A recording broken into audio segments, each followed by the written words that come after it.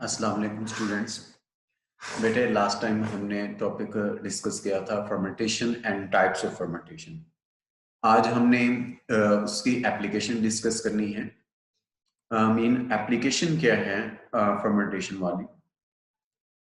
Mean इसकी हमारी जो डेली लाइफ है उसमें इसके यूजेस क्या हैं और इसका इंडस्ट्रियल में इसका क्या यूज होता है, वो आज हमने इस टॉपिक में डिस्कस करना है। सबसे पहले हम बात कर लेते हैं fermentation in the field of biotechnology. अब बेटे जो शुरू में जो फर्मेंटेशन प्रोसेस है उसको यूज किया जाता था इसके लिए कि जी इसमें हमने क्या करना है, एक ऐसा प्रोसेस है जिसमें माइक्रो ऑर्गेनिज्म यूज करके जस्ट प्रोडक्ट बनाने हैं फूड के, जैसे चीज है, योगर्ट है, फर्मेंटेड पिकल्स हो गए या सोया सॉस या सोया सॉस हो गया। ये चीजें बनाने के लिए वो कहते हैं कि यूज किए जाते थे मीनिंग्स। जब बेवरेज प्रोडक्ट हैं जैसे बियर एंड वाइन्स हैं वगैरह, तो शुरू में ये कंसीडर किया जाता था कि जो फर्मेंटेशन का जो प्रोसेस है जस्ट इन चीजों को बनाने के लिए क्या किया जाता है, यूज किया जाता है। लेकिन बाद में जब मॉडर्न बायोटेक्नोलॉजी इंट्रोड्यूस करवाई गई, उसमें इन biotechnology the term fermentation mean the production of any product by mass culture of microorganism. Mean इसका मतलब ये नहीं है कि जस्ट हमने फूड या बेवरेज प्रोडक्ट्स बनाने हैं या सिपिड वगैरह बनानी है। वो कहते हैं बायोटेक्नोलॉजी में बेसिकली अगर फर्मेंटेशन है, इसकी टर्म थोड़ी सी ब्रॉडर हो गई और इसका मतलब क्या है कि हमने माइक्रो ऑर्गेनिज्म को यूज करके उनसे हमें क्या करना है, कोई भी यूजफुल प्रोडक्ट्स बनाने हैं तो उसको भी क्या नाम दिया जाता है, दैट्स नोन एज फर्मेंटेशन। तो आज हमने यही डिस्कस करना है कि फर्मेंटेशन को यूज करके हम कौन कौन से प्रोडक्ट्स क्या हैं बना सकते हैं। इसमें अगर हम देखें जो फर्मेंटेशन है इसमें क्या किया जाता है कि जो maximum growth of organism is obtain for the production of desired products on the commercial value. Mean maximum growth का मतलब होता ये है कि फर्मेंटेशन में शुरू से हम पढ़ते आ रहे हैं माइक्रो ऑर्गेनिज्म यूज करते हैं। अब माइक्रो ऑर्गेनिज्म ही क्यों यूज किए जाते हैं, एक तो ये हमें पहले पता होना चाहिए। इसके सेवरल रीजंस हैं, लेकिन यहाँ पे हम टू मेजर रीजंस डिस्कस कर लेते हैं।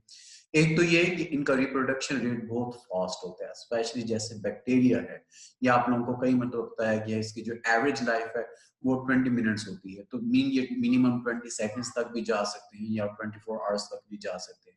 तो इसकी मीन एक तो ये है कि बहुत कम टाइम में इनके नंबर्स बहुत ज्यादा इंक्रीज होते हैं, और दूसरा ये रॉ मटेरियल कम ऑब्टेन करते हैं। मीन जो फूड होती है इनकी वो इन्हें कम देनी पड़ती है, तो इसलिए इसके ऊपर एक्सपेंसिव जो है वो खर्चा कम आता है। तो इसलिए हम क्या करते हैं, माइक्रो ऑर्गेनिज्म को यूज करते हैं। तो खैर इसमें मैस कल्चर का क्या मतलब है, बहुत ज्यादा मीन जो क्या कहते हैं कि माइक्रो ऑर्गेनिज्म को प्रोड्यूस करवाना, फिर उससे को यूज करते हुए हमने क्या करना है कि डिजायर प्रोडक्ट्स बनाने for the commercial value. Additionally, जो only food and beverage products हैं, they were produced by using the fermentation. Now other products, mean for example, industrial products also being produced. तो इसमें हमने दोनों चीजें डिस्कस करनी, तीन चीजें डिस्कस करनी है एप्लीकेशन ऑफ फर्मेंटेशन की। पहले फूड में, फिर बेवरेज प्रोडक्ट्स में, और लास्ट में हम डिस्कस करेंगे इंडस्ट्रियल केमिकल्स की फॉर्म में। तो सबसे पहले हम बात कर लेते हैं फर्मेंटेड फूड की। Fermentation often makes the food more nutritious and more digestible and even tastier. क्योंकि इसमें क्या कह सकते हैं कि जो आप क्या कह सकते हैं, इसमें जो माइक्रो ऑर्गेनिज्म यूज कर रहे होते हैं या इस प्रोसेस में बेसिकली जो फूड है उसको क्या कर दिया जाता है, अपने ओरिजिनल टेस्ट से थोड़ा सा अल्टर कर देते हैं। जैसे पिकल्स है, उसमें जितने भी आप लोग चीजें ऐड करते हैं उसका ओरिजिनल टेस्ट से फर्मेंटेशन की वजह से थोड़ा सा टेस्ट क्या हो जाता है, चेंज हो जाता है। इस तरह से उसमें एक चीज नहीं रहती बल्कि उसके अंदर और भी प्रोडक्ट्स ऐड हो जाते हैं, तो इसलिए न्यूट्रिएंट्स की क्वांटिटी बढ़ जाती है, डाइजेशन बढ़ जाती है, क्योंकि उसको फर्मेंटेशन प्रोसेस के थ्रू चेंज कर दी जाती है। मीन उनकी इंटरनल जो कंपोजिशन होती है, और टेस्टी भी हो जाती है। और इसके साथ it is also tend to preserve the food, lowering the need of refrigeration. आजकल हम क्या करते हैं, फूड को प्रिजर्व करवाना है तो हम क्या करते हैं, फ्रिज में रख देते हैं। अब फूड को प्रिजर्व करने का मतलब क्या होता है कि फूड को गलने सड़ने से बचाना है। अब फूड जो है गलती सड़ती कब है, जब इसकी डाइजेशन होती है, और डाइजेशन कौन कार्य होते हैं, फंजाई एंड बैक्टीरिया। तो मीन हमने फूड को फंजाई और बैक्टीरिया से बचाना है। अब इसके बचाने के डिफरेंट मेथड हैं। एक तो आम जो जनरल रेफ्रिजरेशन है, टेम्परेचर चेंज कर देते हैं। अगर हम फूड की पीएच चेंज कर दें, मीन केमिकल कंपोजिशन उसकी लिटिल बिट चेंज कर दें, तो पीएच अगर चेंज होगी तो एक जो बैक्टीरिया है या फंजाई है उसकी पीएच चेंज हो जाएगी मीडियम की, तो वहां पे वो ग्रो नहीं कर सकेगा। तो इस तरह से उसको क्या किया जा सकता है, रेफ्रिजरेटर के जो फिनोमिना है उसको यूज को कम करके फिर भी फूड को क्या किया जाता है, प्रिजर्व किया जा सकता है। इसमें से कुछ ग्रुप्स हैं जिसमें फर्मेंटेड फूड्स जो है वो किसी वजह से बनाई जाती है। अब सबसे पहले हम बात कर लेते हैं सीरियल प्रोडक्ट्स की। The bread is the commonest type of the fermented serial product, mean जो हम जो कॉमन आप कह सकते हैं कि जो फर्मेंटेड सीरियल प्रोडक्ट है वो क्या होता है, ब्रेड होते हैं। इसमें क्या होता है, जो wheat that is fermented by Saccharomyces cerevisiae along with some lactic acid bacteria। इस प्रोसेस में क्या किया जाता है, जैसे फॉर एग्जांपल है, जो आप पता होगा थोड़ा बहुत घर में अगर ऑब्जर्व किया तो आटा जिसे हम गूंथते हैं, लेकिन पिज्जा के लिए जो ब्रेड बनाई जाती है उसके लिए थोड़ा सा ईस्ट ऐड कर देते हैं। ईस्ट उसका साइंटिफिक नेम क्या होता है, Saccharomyces cerevisiae। वाटर लेते हैं, आटा लेंगे, ठीक हो गया, इनको आपस में क्या करेंगे, मिक्स करेंगे in the presence of east, mean Saccharomyces cerevisiae। इसके अंदर हम क्या कर देते हैं, तीनों को मिक्स करेंगे। मिक्स करेंगे तो क्या बन जाएगा, एक व्हीट डॉ जिसे हम कहते हैं या गूंदा हुआ आटा कहा जाता है, वो बन जाएगा। अब इसमें क्या होगा कि जो ईस्ट है Saccharomyces cerevisiae, ये क्या करेंगे, मिल्क की सॉरी जो वाटर फ्लोर है या व्हीट की, इसकी प्रोटीन के साथ ये रिएक्ट करेंगे या कार्बोहाइड्रेट के साथ रिएक्ट करेंगे। रिएक्ट करके इसको किसमें कन्वर्ट कर देंगे, इनटू एथेनॉल वगैरह के अंदर, जिसकी वजह से जो आटा है वो थोड़ा सा फैलना भी शुरू हो जाता है। फिर इसको बेक करेंगे।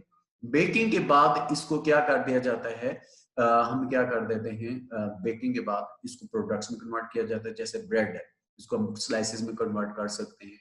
अब इसमें अगर हम ब्रेड में अगर हम ऑब्जर्व करें तो इसमें आप लोगों को स्मॉल पोर्स नजर आ रहे हैं, ये वही स्मॉल पोर्स है जो हमने लास्ट टाइम पढ़ा था, अल्कोहलिक फर्मेंटेशन। तो बेसिकली ये जो सारा प्रोसेस है ये किसके थ्रू हो रहा होता है, अल्कोहलिक फर्मेंटेशन के थ्रू हो रहा होता है। तो इस तरह से मीन हम क्या कर सकते हैं कि जो भी है, इसमें हम बात कर रहे थे सीरियल प्रोडक्ट्स को फर्मेंटेशन करके कैसे हमने ब्रेड बनाना है, तो ये उसका प्रोसेस आ जाता है। ये सारे प्रोसेस में फर्मेंटेशन इन्वॉल्व होती है। फिर उसके बाद बेटे डेयरी प्रोडक्ट्स हैं, इसका भी हमने लास्ट टाइम थोड़ा बहुत डिस्कस किया था। Cheese and yogurt are important fermentation products, mean जो हमारे एक डेली लाइफ में काफी पुराने जमाने से टाइम से चलता आ रहा है। जो योगर्ट और चीज ये हैं, ये क्या है, इंपॉर्टेंट डेयरी प्रोडक्ट्स हैं। अब चीज is formed when a milk protein is coagulated, mean जिसे हम कहते हैं जाग लगाना। जाग लगाने के बाद हम क्या करते हैं, वो लास्ट टाइम भी प्रोसेस डिस्कस किया था, यहाँ पे उसे दोबारा रिपीट कर लेते हैं। ये उस वक्त होता है जब एसिड जो है produce by lactic acid bacteria, जिसे हम लैक्टिक एसिड कहते हैं, रिएक्ट्स विद मिल्क प्रोटीन। तो वो जो बैक्टीरिया हैं बेसिकली लैक्टिक एसिड प्रोड्यूस करते हैं, प्रोटीन के साथ रिएक्ट करते हैं, तो उस वक्त हम कहते हैं जो मिल्क है वो क्या हो गया, कोगुलेटेड हो गया है, मीन फट गया या लैक्टिक एसिड में बना दिया उसने। और yogurt is made from the milk by different lactic acid bacteria, mean microorganism जब चेंज करते हैं, लास्ट टाइम भी हमने फर्मेंटेशन में बात की थी, जब भी हम माइक्रो ऑर्गेनिज्म को चेंज करेंगे जो प्रोडक्ट्स हैं वो भी क्या हो जाते हैं, चेंज हो जाते हैं। अब लास्ट टाइम ये प्रोसेस हमने डिस्कस किया था, मिल्क लेते हैं, इसके हमने कोगुलेशन कैसे करनी है, उसके लिए बेटे हम क्या करते हैं, दही ले लेते हैं या योगर्ट ले लेते हैं। जो भी जिस इसके अंदर अगर हम देखें, इसके अंदर क्या पाए जाते हैं, लैक्टोबैसिलस बेसिकली स्पीशीज बैक्टीरिया की वो पाए जाते हैं। अब हम क्या करते हैं, इस योगर्ट को हम क्या करते हैं, मिल्क के अंदर ऐड कर देते हैं, दही वगैरह को। फिर मिल्क को क्या करते हैं, कवर कर देते हैं टोटली। वो लास्ट टाइम मैंने बताया था कवर क्यों किया जाता है, क्योंकि ये होता है एनारोबिक रेस्पिरेशन, मीन ऑक्सीजन की एब्सेंस के अंदर ये प्रोसेस होगा। ये कवर कर देंगे, कवर करने के बाद इसे कुछ देर के लिए रख देंगे। इसमें होगा क्या, जो बैक्टीरिया ऐड किए गए जो कर्ड के अंदर या दही के अंदर थे, जो हमें मिल्क में ऐड, वो बेसिकली उसके अंदर क्या पाए जाते हैं, बैक्टीरिया पाए जाते हैं। और वो बैक्टीरिया मिल्क की प्रोटीन के साथ रिएक्ट करते हैं, रिएक्ट करके उसे कन्वर्ट कर देते हैं इनटू लैक्टिक एसिड, और हम कहते हैं कर्ड। अगर योगर्ट बनाना है तो उसके लिए डिफरेंट बैक्टीरिया यूज करेंगे, प्रोसेस ये होगा, वो बन जाएंगे। तो इस तरह से जो फर्मेंटेशन प्रोसेस के थ्रू हम क्या बना रहे होते हैं, डेयरी प्रोडक्ट्स बना रहे होते हैं। फिर बेटे फ्रूट्स एंड वेजिटेबल प्रोडक्ट्स हैं। Fermentation is usually used along with salt and acid to preserve pickles, fruits and vegetables. अब ये आप लोगों ने डिफरेंट प्रोडक्ट्स देखे होंगे। अब जैसे पिकल्स का तो वैसे आप लोगों को पता है कि उसको वैसे तो पूरा प्रोसेस फर्मेंटेशन का ही होता है। लेकिन अगर हम बाकी जो फ्रूट्स की अगर हम बात कर लेते हैं, वेजिटेबल्स की बात कर लेते हैं, ये मार्केट से बेसिकली टिन पैक के अंदर स्पेशली मिलते हो। अब उनमें आप लोगों ने देखा होगा कि फ्रूट्स के स्लाइसेस करके एक लिक्विड के अंदर डिप करके पैक करके भेज दिया जाता है मार्केट में। वैसे अगर हम फ्रूट फ्रिज में रेफ्रिजरेटर के अंदर अगर हम फ्रीज कर लें या वैसे फ्रिज के अंदर रख दें तो वो उसकी इतनी क्या कहते हैं कि एक्सपायरी डेट बहुत कम होती है, 1 हफ्ते तक हम उसे प्रिजर्व कर सकते हैं, अदरवाइज वो गलना सड़ना शुरू हो जाते हैं। अब इस प्रोसेस में क्या किया जाता है कि कुछ हम लिक्विड जो ऐड करते हैं उसकी हम केमिकल कंपोजिशन चेंज कर देते हैं, मीन पीएच चेंज कर देते हैं, उसमें सॉल्ट्स ऐड कर देंगे या एसिड ऐड किए होते हैं। अब वो स्लाइसेस जो काट के उसके अंदर रखे जाते हैं उस लिक्विड के अंदर डिप होते हैं। इससे क्या होता है कि वो लिक्विड की पीएच चेंज हुई हुई होती है, माइक्रो ऑर्गेनिज्म उसके अंदर ग्रो नहीं कर सकते, प्लस उसे हम सील्ड कर देते हैं, तो माइक्रो ऑर्गेनिज्म उसके अंदर एंटर भी नहीं हो सकता, अगर है तो उस लिक्विड की वजह से खत्म हो जाएगा, डिस्ट्रॉय हो जाएगा, जिसकी वजह से उसकी एक्सपायरी डेट 6 मंथ से 1 ईयर तक चली जाती है। लेकिन जैसे हम उसे खोलते हैं तो उसकी एक्सपायरी डेट रिड्यूस होकर 15 से 20 दिन तक आ जाती है, क्योंकि जब हम ओपन करते हैं तो ऑक्सीजन उसके साथ चली जाती है, तो ऑक्सीजन की रिएक्ट करने की वजह से उसकी कंपोजिशन जो है वो चेंज होना शुरू हो जाती है, इसलिए उसके ऊपर पे फंजाई या बैक्टीरिया ग्रो कर गए तो वो उसकी डिकम्पोजिशन स्टार्ट कर देते हैं। तो इस तरह से हम क्या करते हैं, फ्रूट्स एंड वेजिटेबल्स को किसी भी फॉर्म के अंदर क्या किया जाता है, लॉन्ग टर्म के लिए प्रिजर्व कर सकते हैं। फिर बेटे नेक्स्ट है beverage products. Beer is produce from the cereal grains which have been malted, dried and ground into fine powder। Mean इस जो सीरियल ग्रेन्स वही सीरियल प्रोडक्ट से लेंगे, गंदम के भी हो सकते हैं, जौ के भी हो सकते हैं, किसी चीज के भी हो सकते हैं। उनको क्या किया जाता है, मार्टेड किया जाता है, मीन ग्राइंड किया जाता है, ड्राइड किया जाता है और उसको किस फॉर्म में लेके आते हैं, पाउडर फॉर्म में।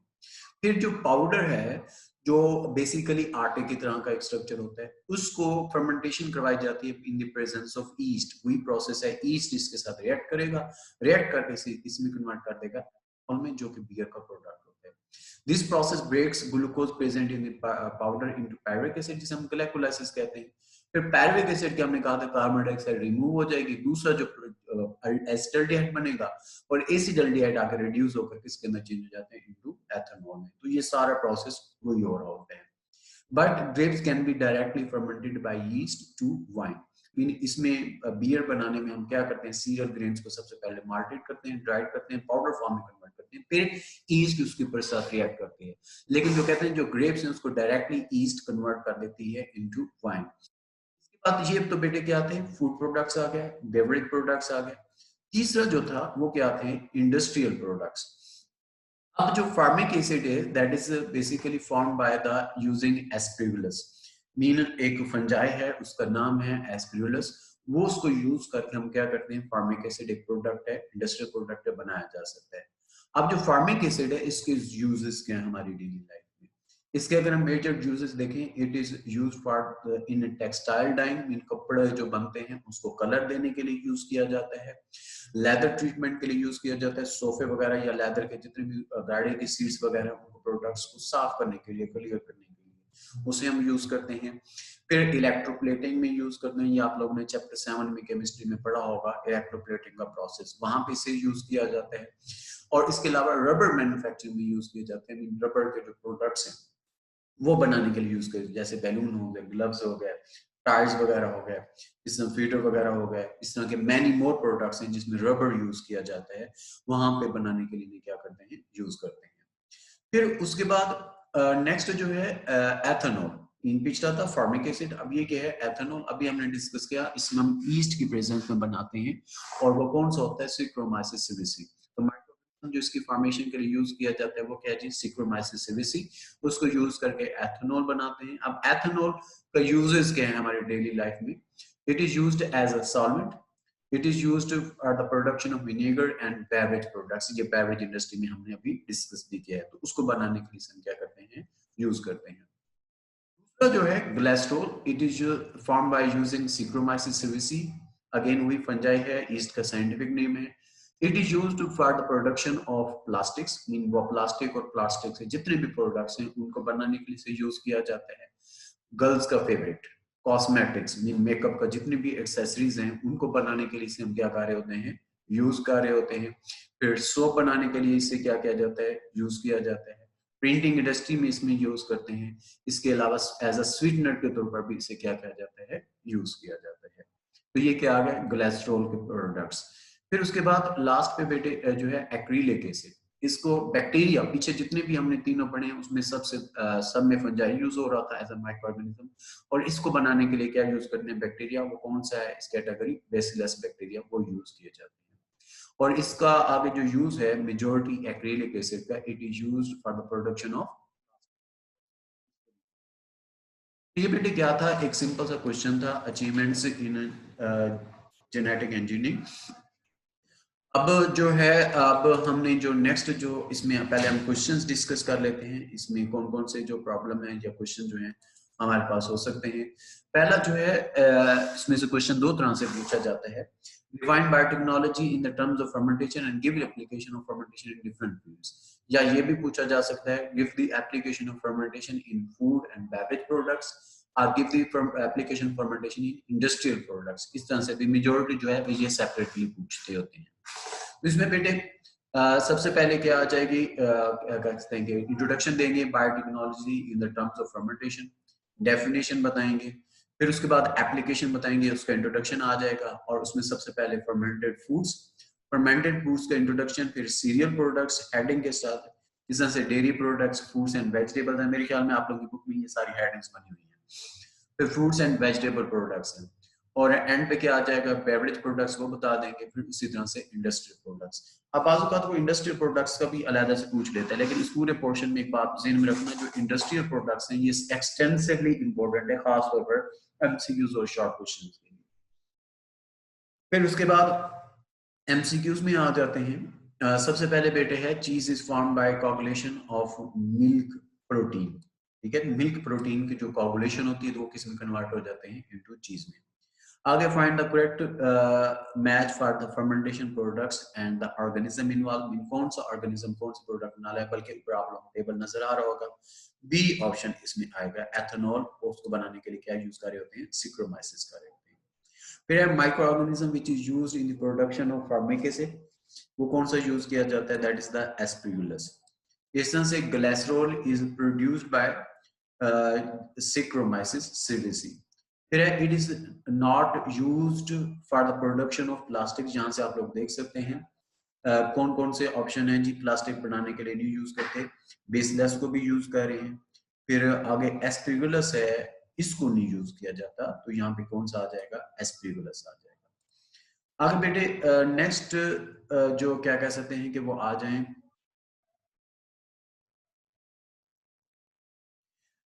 important application in biotechnology is, that is the fermentation। फिर नेक्स्ट है the commonest type of fermented serial products is, वो अभी हमने डिस्कस किया था बेटे, दैट इज द ब्रेड, और ये इंपॉर्टेंट एमसीक्यू है। आगे है जी नेक्स्ट, अगर देखें तो वो क्या है जी, in synthesis of beer fermentation of fine powder cereal grain is done by yeast, उसमें हम यीस्ट यूज कर रहे होते हैं। आगे which one of the following is used in the production of vinegar and beverage products, तो ये अभी हमने डिस्कस किया है, विनेगर और बेवरेज प्रोडक्ट्स बनाने के लिए हम क्या यूज कर रहे होते हैं, सिक्रोमाइसिस। फिर है wheat is fermented by, that is again Saccharomyces cerevisiae। which one of the following is used as a sweetener, वो अभी हमने ऊपर डिस्कस किया है टेबल में। अगर हम देखें एथेनॉल को, सॉरी इसमें ग्लिसरॉल को अगर हम देखें टेबल में, तो वो एज अ स्वीटनर के तौर पर यूज कर रहे होते हैं, ग्लिसरॉल आ जाएगा। आगे जी fermentation makes the food that is more digestible and more tastier, तो मोर डाइजेस्टिबल जहां पे आ जाएगा। फिर नेक्स्ट जो है, grapes can be directly fermented by the yeast into pyruvic acid। Sorry, यहाँ पे जो है वो आएगा वाइन। ठीक है जी, वाइन में डायरेक्टली किया जा सकता है। अगर which product is used in electroplating, वो अभी हमने ऊपर डिस्कस किया था, that was the I think formic acid. ठीक है जी, पहला सॉरी यहाँ पे अगर हम देखें, हाँ जी, formic acid, textile dyeing, leather treatment और इलेक्ट्रोप्लेटिंग, तो यहाँ पे क्या आ जाएगा जी, फॉर्मिक एसिड आ जाएगा। फिर है जी नेक्स्ट जो in to preserve the fruits and vegetable pickles we add acid and salts, ये इंपॉर्टेंट एमसीक्यू है। The products used for the making soap, वो अभी हमने डिस्कस किया था। Again that was the ethanol, sorry glycerol, ठीक है जी। कॉस्मेटिक्स में और सोप बनाने के लिए क्या किया जाता है, यूज किया जाता है, वो क्या आ जाएगा, ग्लिसरॉल आ जाएगा। तो ये इसके एमसीक्यूज हैं। एमसीक्यूज में आप लोगों ने एक चीज ऑब्जर्व की होगी कि ज्यादातर जो एमसीक्यूज हैं वो आए हुए हैं इंडस्ट्रियल प्रोडक्ट्स में। ग्लिसरॉल बेटे, एक बच्चे ने क्वेश्चन पूछा था, स्वीटनर को ग्लिसरॉल को यूज करते हैं, सॉरी स्वीटनर, एक मिनट में बताता हूँ। हाँ जी, ग्लिसरॉल, ग्लिसरॉल, उसके लिए भी ग्लिसरॉल ही यूज कर रहे होते हैं। एक मिनट, हाँ जी, ये आप लोग टेबल में देख सकते हैं, इसको एज अ स्वीटर के तौर पर भी, स्वीटनर के तौर पर भी यूज किया जा सकता है। फिर बेटे नेक्स्ट है शॉर्ट क्वेश्चंस हैं। Name any two industrial products made by the fermentation, also describe their uses. तो उसमें से कोई भी बता सकते हैं। यहाँ पे हमने फॉर्मिक एसिड और एथेनॉल को डिस्कस किया और साथ उसके यूजेस बताए हुए। आगे right any two application of fermentation, तो कोई भी आप लोग बता सकते हैं। यहाँ पे सीरियल प्रोडक्ट्स और फ्रूट एंड वेजिटेबल्स का बताया हुआ है। फिर उसी तरह शॉर्ट क्वेश्चन है give the uses of glycerol, तो उसमें किसी के भी पूछे जा सकते हैं, फॉर्मिक एसिड के, एथेनॉल के, ग्लिसरॉल के, एक्रिलिक एसिड के, किसी के भी पूछे जा सकते हैं। तो ये बेटे क्या था आज का जो